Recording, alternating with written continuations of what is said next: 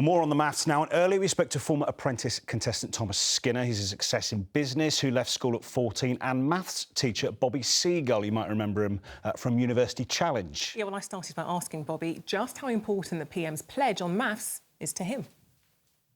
Yes, I'm really delighted, obviously, as you say, as a maths teacher, that the Prime Minister sees it important enough to declare one of his big aims to get young people in our country feel confident and equipped to do maths till the age of 18. Obviously, the devil's going to be in the detail, but in a nation where we have, I think, 8 million adults in England who have the numeracy skills that we'd expect from a primary school child age 11, clearly that's a tragedy, that statistic. So hopefully, Rishi Sunak's intention towards maths is something that we are going to try and make this a focus subject.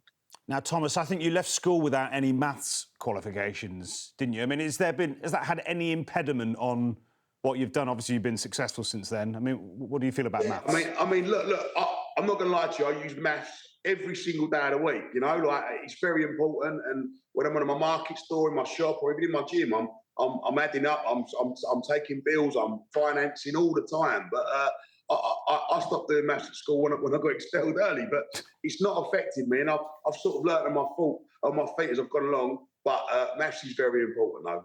Yeah, I was going to say, Thomas, so given that you stopped studying maths at 14, do you think it could have helped, given the fact you're doing maths now? Or actually, you were OK, you managed to find, to learn as much as you can about maths in your life? Yeah, look, I'm lucky that I was always good at maths, do you know what I mean? So I was lucky in that sort of aspect. And obviously, if I was at school, I'd probably be better at maths now. But the thing is, what I do find is there's loads of kids that enjoy learning but don't enjoy maths. And when they go to school, they might not want to go there because they have to do maths, whereas they might achieve in other subjects. And it might sort of make them not want to go to school as much because they find maths hard, and they'll think, well, I don't really want to go in because I don't want to do the maths class. Do you know what I mean? Bobby, what do you normally say to those kids who don't like maths? There's this big stigma towards it. They do 10 years of it, basically from 5 until sort of 15, 16, could be 18 now. How do you convince them to like maths?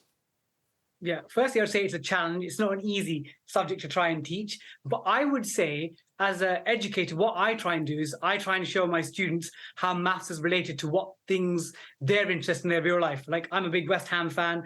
A lot of my students are. In fact, they follow other teams like Arsenal. But we'll look at the Premier League table, try and work out points per game, values of certain players. Or I've got other students that are fans of music charts, and we try and compare, how did Taylor Swift get to the top of the charts and beat Adele this week? How many singles did she sell? Or if they're fans of Bake Off, look at the numbers behind the cooking and the ratios there. And as Tom was talking about, not everyone loves maths in a school environment, and that's fine. I'd love that to be the case, but what's really important is that people realise numeracy is important. And Tom's actually a great example of showing how he's someone that, talks about uses maths in his business, uses maths going to the gym. And these are the things that we need to show children where maths exists, not just Pythagoras and trigonometry, even though I love those things. So, Bobby, just talking about Pythagoras, it's bringing it all back in a bad way. I've got a bit of trauma when it comes to my school days at maths. I couldn't wait to see the back of it when I turned 16. However, does Bobby have a point there, Thomas? Is it about the way it's taught, making it engaging, making it relevant? Did that help you when it comes to you and maths and your business? Yeah, 100%. If you can make maths more fun and more engaging, then obviously a lot more kids are going to learn and go and listen. And one thing that I'd like to say to any children watching this, I use maths every single day. I use it more than anything else. I'm dyslexic, and I wasn't the best at school, but I have learned to do my maths. I think on my feet, and trust me, I wouldn't be as successful as I am now if I didn't know my maths. Do you know what I mean? Bosh. Just finally, Bobby, I don't know if you've got any homework for CL. What should she brush up on?